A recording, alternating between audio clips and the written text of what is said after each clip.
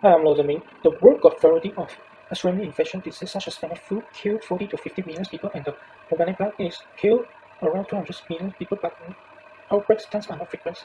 Coronavirus disease 19, also we can call it COVID-19, becomes the most concerning topic globally. It will cause respiratory infection in humans. National National Health Commission of China discovered the primary cause of coronavirus is humans who eat the infected bat. However, the virus also can be transmitted by human to human due to close contact. The coronavirus also can be exported by coughing and sneezing by the infected humans. Since the outbreak of COVID-19, more than 2 million people have been infected worldwide and more than 114 people have died. Not only are people suffering from this tragedy, the economy is also at its mercy, with countries imposing lockdowns or movement control orders, causing a severe economic impact on the global supply chains, bankrupts, plummeting stock market, and unemployment. Overall, is destroying the world economies, one of them being Malaysian economies. After undertaking extensive research, here is my opinion of how Malaysia's economy is being terribly affecting in terms of all the key sectors. Exchange rate, stock market, and the action undertaken by the government to minimize economic losses. The main sources of economic damage in Malaysia are twofold. The first is knock-on effect of the impact of the coronavirus abroad. The second is generated domestic due to new imposed movement control measures. Hi everyone, my name is VSURYA and I want to talk about one of the impact of COVID-19 to Malaysia's economy, which is suspension of all physical learning. The Ministry of Higher Education announced temporary suspension on all physical learning during the MCO period. The ministry also relaxed its policies in order to allow the resumption of learning, so students are able to continue their study without any disruption. This is actually a good opportunity for the students. This is because they are able to experience the online medium because they are exposed to the online platform. But here's the problem. Not all students at home have good Wi-Fi connections or laptop. So, to ensure all students have the optimal learning experience, authorities should spend some time and money to offer Wi-Fi connection and e-books to the student in need. If laptop is too expensive, tablets should do the trick too. If laptop and tablets can't do the trick, then you can use smartphone as well. Now, here is the most important part. Parents have the biggest responsibility for the online learning experience. This is because parents will be the one who spend all their money to buy all the necessary equipment for their children to study at home. So, that's all from me. We'll move on to the next presenter. Hi, I'm KHANG. So let's talk about impact on Malaysia GDP. So Malaysia's GDP growth is still expected to sink by around 3.7%. That means COVID-19 in 2020 as compared to the 4.3% growth rate in 2019.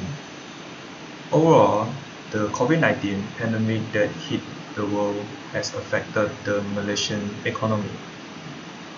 GDP performed by 2020 declined 5.6% as compared to the positive growth of 4.3% in 2019, influenced by the fall of all economic sectors. Services sector recorded a negative growth of 5.5%. Then 2019, 6.1%, followed by manufacturing sector contracted 2.6%, by 2019, 3.8%. So that's all for impact of Malaysia GDP. Thank you. Good day, my name is Yu Xiaofeng. Today I would like to present about the impact on tourism industry by COVID-19. First of all, tourism is the third biggest contributor to Malaysia GDP after manufacturing and commodities. Second, another sector is tourism, which is expected to be hit the hardest. The outbreak of COVID-19 has exposed a major risk to visit Malaysia 2020, championed as 50% of Malaysia tourists are organized from Singapore and China. The increasing case of COVID-19 in both countries has led to the cancellation of many tours, which has already led to a rush drop in the number of tourists to Malaysia. The traveler will be forced to postpone their trip and cancel hotel booking as well as flight plan, which is a huge loss for Malaysia since it was ranked the third most popular Asia travel destination in 2018.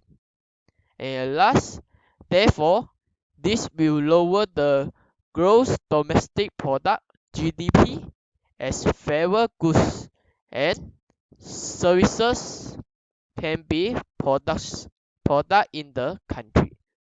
Thank you. Hi, my name is Lim Bin. Now I will talk about the conclusion.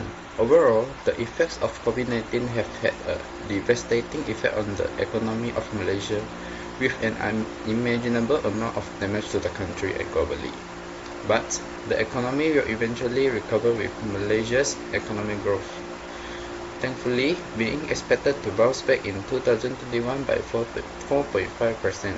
After all, like what Ghana President Nano Addo Dankwa said, we know what to do to bring our economy back to life. What we do not know how to is to bring people back to life. Right now, Malaysian citizens have to wait patiently for their turn for the vaccine. So everyone have to be cautious and take safety procedure for preventing getting COVID-19. That's all for my presentation. Thank you.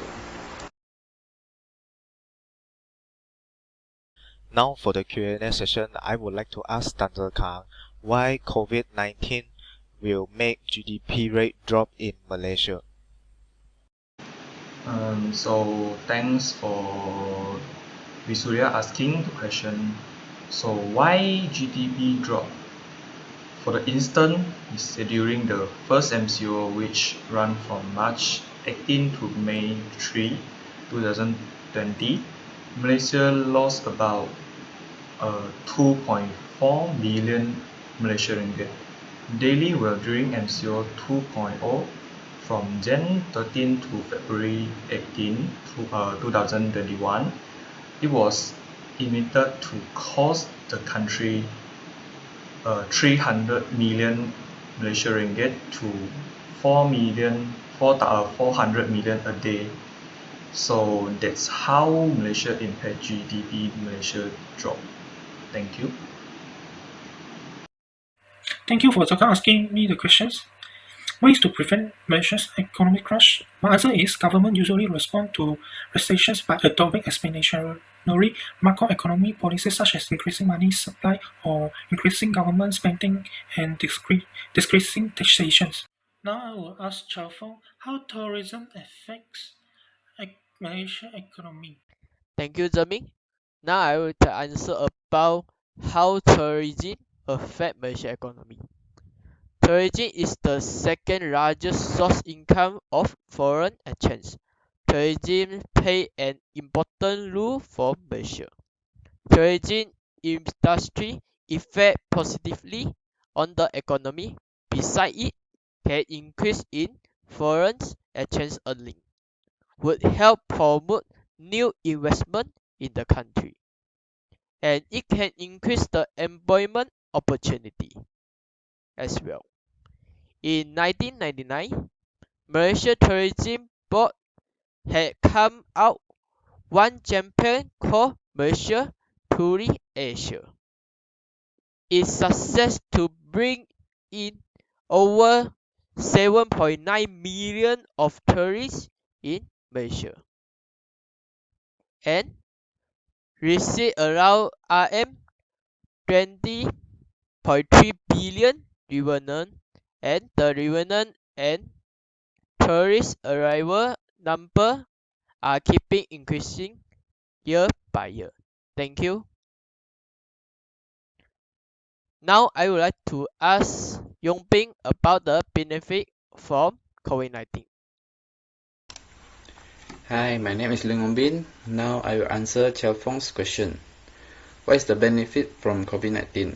The benefit from COVID-19 is e-commerce growth accelerates furiously because of Malaysia consumers are gradually switching from offline to online purchases. Now there is a question for VSURYA. The question is, how can online learning affect Malaysia economy? Okay, thank you for Yongbing's question. Now I will answer it. How can online learning affect Malaysia's economy? So, online learning are cost effective, so students can save hundreds of ringgit on expenses like expensive book, transportation, meal, and much more. So that way, school, college, university will earn less because they get less money from the students or parents, and they also have to reduce the cost of the fee because everyone is using online learning. Nobody is attending physical class. But online learning also have opportunity for the country's economic growth due to its flexibility. The internet have infinite opportunity. The only limit is the human's mind. Thank you everyone, and that's all.